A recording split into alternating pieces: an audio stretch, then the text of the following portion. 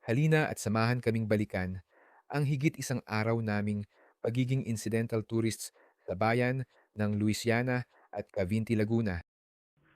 Matapos ang higit isang oras na biyahe mula San Pablo, narating namin ang bayan ng Cavinti, Laguna bandang 1:00 ng hapon. Tumuloy kami sa tahanan ni Tia Chris sa Rizal Street kung saan naghanda si Boss Danok ng aming pananghalian. Matapos naming pagsaluhan ang masasarap na pagkaing inihain sa amin, kami ay nagtungo sa aming unang di sinasadyang destinasyon, ang Aliw Falls, via Pilgrim's Dream, Eco Farm and Resort sa Luisina, Laguna. Pagpasok namin, matatanaw dito ang malawak na nasasakupan ng Pilgrim's Dream.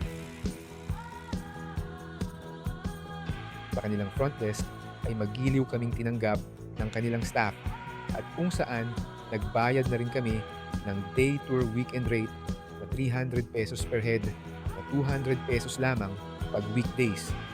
Kasama na rito ang access na sa spring pools, dream pool, Heart of Jesus at trekking papuntang Aliw Falls na tinatawag nilang Dream Falls.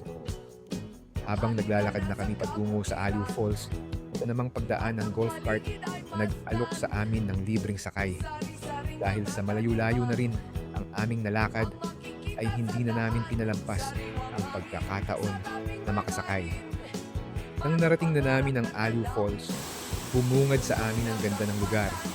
Bagamat komentado na ang malaking parte nito, lutang na lutang pa rin ang ganda ng talon at kapaligiran nito. Ang Aliw Falls ay may malawak na tila ba isang hindi pantay na hagdan na may maraming tubig na umaagos pababa sa mga baitang nito. Sulit ang hirap at mapapawi talaga ang pagod mo pag narating mo ang falls na ito.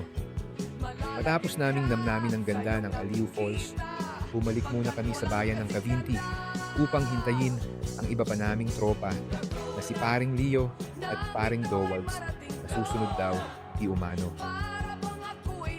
Binisita muna namin ang Transfiguration of Our Lord Parish Church na nasa poblasyon din ng Cavinti upang maghain ng panalangin.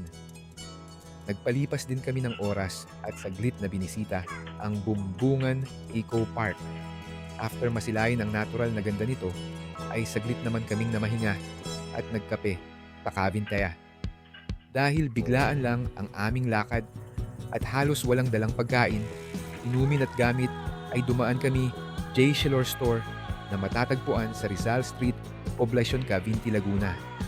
Sa laki ng kanilang grocery store ay tiyak na mabibili mo lahat ang mga kailangan mo sa mga outing at glamping. Bago kumapit ang dilim, kami ay tumulak na patungo sa ikalawang naming hindi sinasadyang destinasyon.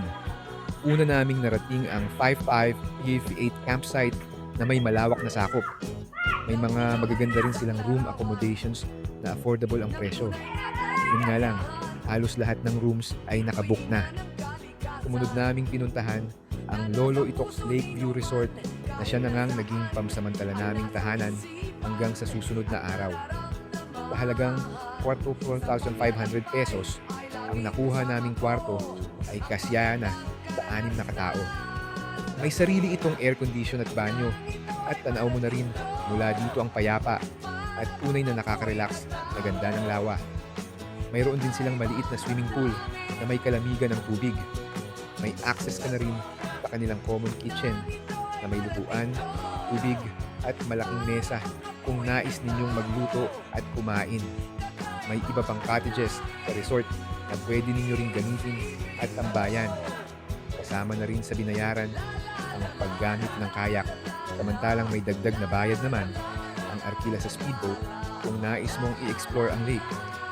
Habang hinihintay namin ang pagdating ng food delivery courtesy of Boss Danok, ay sinimulan na muna naming lapatan ng alkohol ang aming sikmura upang labanan ang lamig na tagos sa kalamnan kahit pa may sapin na ang damit o jacket. Pagkatapos ng aming napakasarap na dinner, inuloy na naming labanan ang lamig ng panahon sa pamamagitan ng pag-inom ng alak. Dahil gabi na nang kami ay magsimulang tumungga, madaling araw na natapos ang aming maiksi at bilisan, subalit nakapasayang inuman. Nakabukang liway-liway na nang kami ay bumangon mula sa maiksi pero mahimbing na pagkakatulog. Umambad na lalo ang ganda ng kapaligiran. Ang lawa ay tila babuhay na painting at nagmimistulang libu-libong maliliit na kristal pag ang butil ng tubig ay tinatamaan ng sinag ng araw.